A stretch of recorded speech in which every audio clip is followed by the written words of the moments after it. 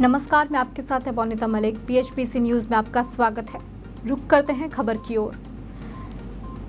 Chief of defence staff यानी CDS Vipin Rawat ने भारत की वायु शक्ति को मजबूत करने के लिए शुरू किए गए उपायों का जिक्र करते हुए कहा कि देश रॉकेट फोर्स तैयार करने पर विचार कर रहा है।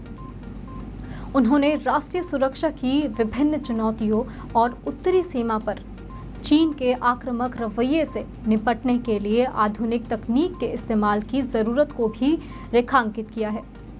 साथ ही अफगानिस्तान के हालात और पाकिस्तान की तरफ से की जा रही नापाक कोशिश पर भी विस्तार से चर्चा की है।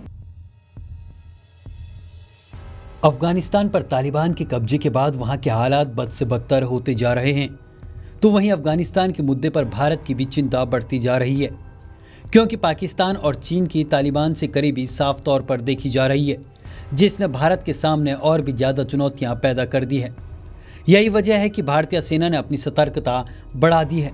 इसी के मद्देनज़र चीफ ऑफ डिफेंस स्टाफ यानी CDS विपिन रावत ने भारत की वायु शक्ति को मजबूत करने के लिए शुरू किए गए उपायों का जिक्र करते हुए कहा कि देश रॉकेट फोर्स तैयार करने पर विचार कर रहा है। साथ ही उन्होंने राष्ट्रीय सुरक्षा की विभिन्न चुनौतियों और उत्तरी सीमा पर चीन के आक्रामक रवैये से निपटने के लिए आधुनिक तकनीक के इस्तेमाल की जरूरत को भी रेखांकित किया है।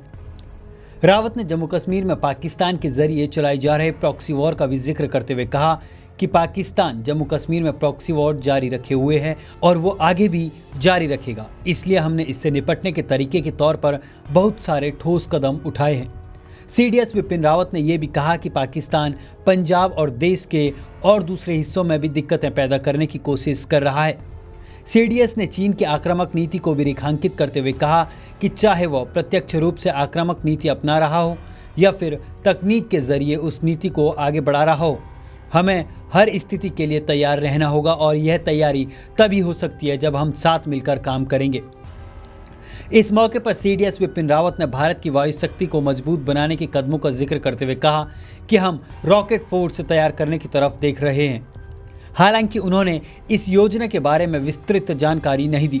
अफगानिस्तान की स्थिति पर टिप्पणी करते हुए उन्होंने आगे कहा कि किसी ने कभी ऐसा नहीं सोचा था कि तालिबान इतनी तेजी से देश पर कब्जा कर लेगा। इसी बाबत उन्होंने ये भी कहा कि यह तो समय ही बताएगा कि आगे क्या होगा। आप देख रहे हैं BHPC न्यूज।